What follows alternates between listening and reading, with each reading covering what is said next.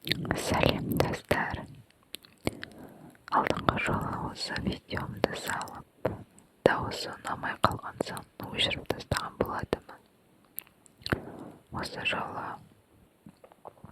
сонша түсірген еңбегім босқа кетпесін деп қайта жазып отырмын. Бұл жолы әртүрлі өзекті тақырыптарды айтқым келеді.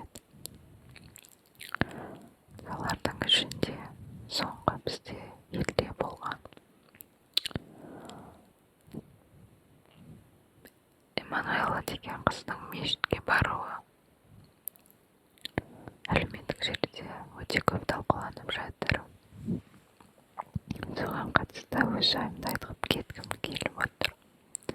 Достар, осыдан бірнеше жыл бұрын мен бір күні мешітке барғым келді. Ол кезде басқа қалада тұрамын.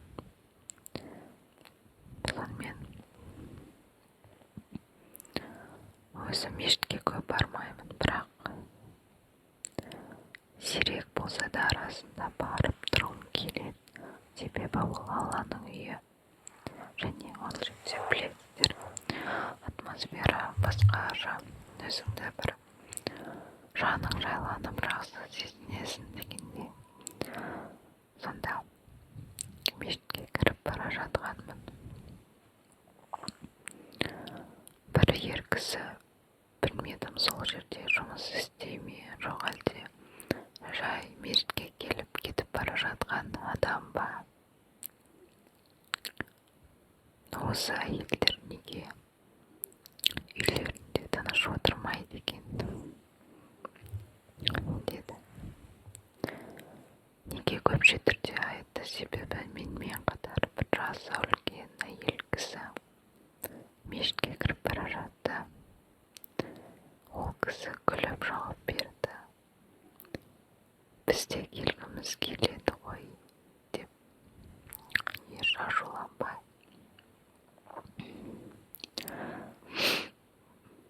Бірақ мен өзімді біртүрлі сезініп қалдым. Және сенесіздер ме? Сол жағдайдан кейін мен ұзақ уақыт бойы мешітке барған жоқпын. Себебі мешітке барсам, маған солай айтатын сияқты, адамдар жақтырмай сөйлейтін сияқты. Бір қорқыныш қалып қойды өн бойымда. Және соңғы кездері тұрмысқа шыққан соң күйеуіммен бірге қалада жұмыстармен жүргенде мешітке кіріп намаз оқып аламыз. Ондай кезде кіріп үйрендім. Және білесіздер, әйел адамдардың намаз оқитын есігі де бөлек жақта болады. Яғни ешқандай ер адамдарға кедергі жасамайды. Сол себепті мына қоғамда жүрген әйелдер мешітке бармау керек, әйелдер үйде намаз оқу керек деген мәселені мен қолдамаймын. Яғни әр адам өз нәпсісін тыйып жүру керек. Сен бірдеңе істеме, айналадағы адамдар ештеңе істемесін, мен сонда тыныш өмір сүрем, тыныш жүрем деген нәрсе болмау керек. Әр адамның өзінде жауапкершілік болу керек. Өзімен жұмыс жасау керек. Осыған қатысты өздеріңіздің ойларыңызды айта кетсеңіздер. Сондай-ақ бір күні мынандай бір қызық жағдай болды. Күйеуім тез мешітке кіріп намаз оқып шығамын деген болатын. Ол кезде әлі есімде, осы АСМР каналым әлі ашылмаған. Және дәл осы қолданып жүрген микрофонды сатып алмақшы болып интернетте микрофондарын қарап отырғанмын. Мен мешітке кірген жоқпын, мешіттің кіре беріс жерінде отырдым. Күйеуімді тосып отырдым, және күйеуім ұзап кетті. Себебі бесін намазы бітіріп артынша екінді намазына кірген уақытысы болған екен, және ол екінді намазында оқып шығамын деді. Сосын мен дала жел болып кетті. Мен негізі мешіттің сыртындағы лавочкада орындықта отырамын дегенмін. Дала жел суық болып кеткен соң кіре жерде отырғанмын. Сонда күйеуім келіп маған телефон қалдырып кетіп бара жатқан. Сол кезде бір ер жігіттер ішке кіріп бара жатқан ғой. Сөйтсе олар ойлапты да мені мешітке көмек сұрап келген әйел екен деп ойлап қалыпты. Және күйеуіме айтыпты, мына кісіге көмек керек пе, сіз танисыз ба, көмек керек болса көмектесейік деп айтыпты. Сонда күйеуім, жоқ, мен әйелім ол депті. Менің басымда жаурағаннан қалпақ болған жоқ, сол себепті басыма мойнымдағы шарфты орап алғанмын. Яғни бір жағынан мешітке де келіп отырмын, мешітке кіріп отырмын, шашымның бәрін жауып алғанмын. Және тоңып бүрісіп отырғанға мені солай көмекке мұқтаж жан деп ойлап қалған екен.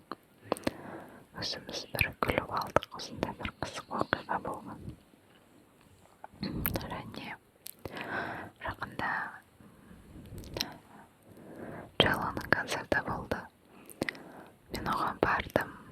Және сол концертке қатысты әлеуметтік желілерде әртүрлі пікірлер, сан қилы ойлар болды. Әрине біреудікі дұрыс, біреудікі дұрыс емес деп айта алмаймын. Себебі мен бұл өмірде ешкімді сынамай, мінемей өмір сүргім келеді. Кім қалай өмір сүргісі келеді, солай өмір сүрсін. Дегенмен де тым менменшілдікке салынып кетпеу керек, шекараны білу керек дегендей. Бірақ бұл концертке қатысты концертте тұрған ештеңе жоқ. Ол әлемдік жұлдыз, және сондай әлемдік жұлдыз біздің елге келіп жатқанда менің ойымша бұл үлкен дәреже. Және бұндай концерт, бұндай масштабтағы концертті көруде кез келген адамның қолынан келе бермейді. Әрине біреу қаржыстанып барған шығар, біреу өзі ақша тауып, немесе біреуден қалай айтсам болады, кредит алып дегендей барған шығар. Әркім әрқалай барды. Дегенмен де біреудің ақшасын санағанымыз дұрыс емес.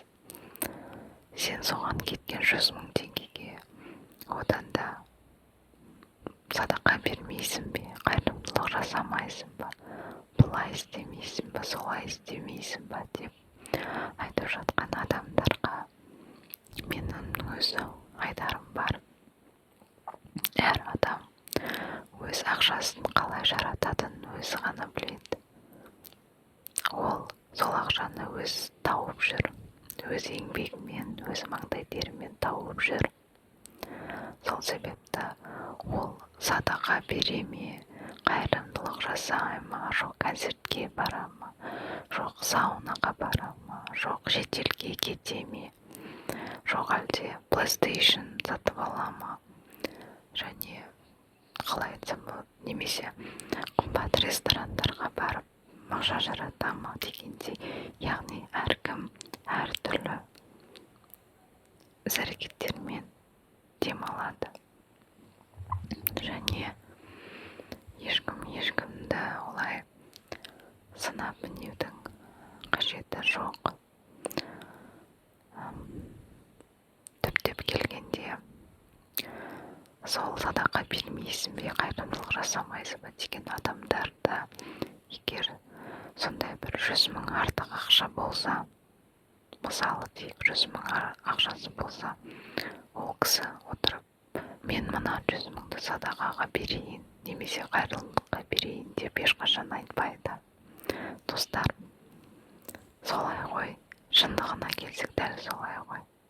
Біз тек қана біреудің ақшасын ғана жаратқанды жақсы көреміз.